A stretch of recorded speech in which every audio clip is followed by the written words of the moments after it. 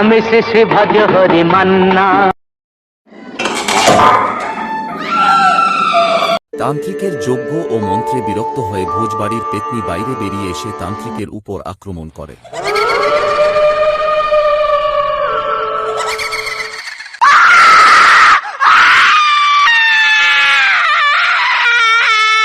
দেখ ভজহরি, আমি তোকে কিন্তু মারবো না, মজা গজাকেও ছেড়ে দেব, কিন্তু তোকে আমার একটি কাজ করতে হবে। যে করে হোক ওই শয়তান শুভঙ্করকে এই বাড়িতে আনতে হবে। যদি তুই তা পারিস তাহলে আমি তোদের সবাইকে ছেড়ে দেব। আমি শেষে ভজে হরি মান্না, সবারই সামনে জুড়ে দেব কান্না। ঠিক আছে পেতনি বাহেন, আমি চেষ্টা করে ঠিক নিয়ে আসবো।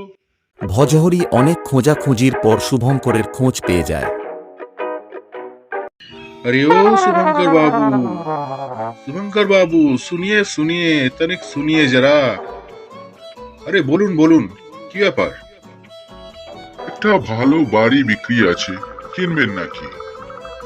হ্যাঁ, তা সেরকম সস্তা হলে অবশ্যই কিনবো।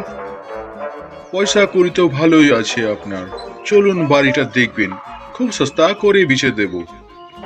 ঠিক আছে, সস্তা করে যখন বলছেন তখন দেখিয়ে আসি। আরে এই বাড়িটা দেখাতে নিয়ে এলেন? এই বাড়িটা তো খুব চেনা চেনা মনে হচ্ছে, কেন জানি না কবে দেখেছি বলে মনে হচ্ছে। চেনা কেন লাগবে না, এসেছিস শয়তান শুভঙ্কর, আজ তোকে ছাড়ছি না।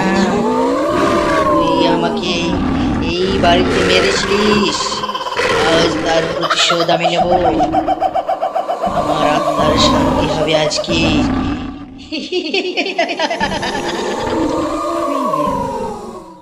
না না, আমাকে মেরো না, আমাকে মেরো না, আমাকে ছেড়ে দাও।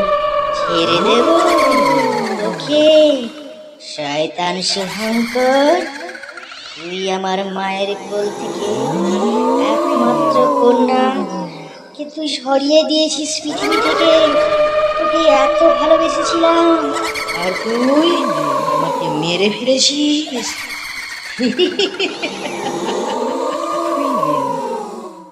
আজ তোকে ছাড়ছি না, এই নে।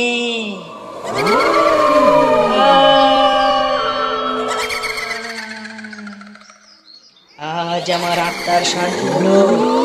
ভজা, ওরে ভজা, তোর জন্য আমার আজ আত্মার শান্তি হলো। তোকে অসংখ্য ধন্যবাদ। তুই মজার গজাকে নিয়ে যা, বাড়ি নিয়ে যা, আমি চললুম।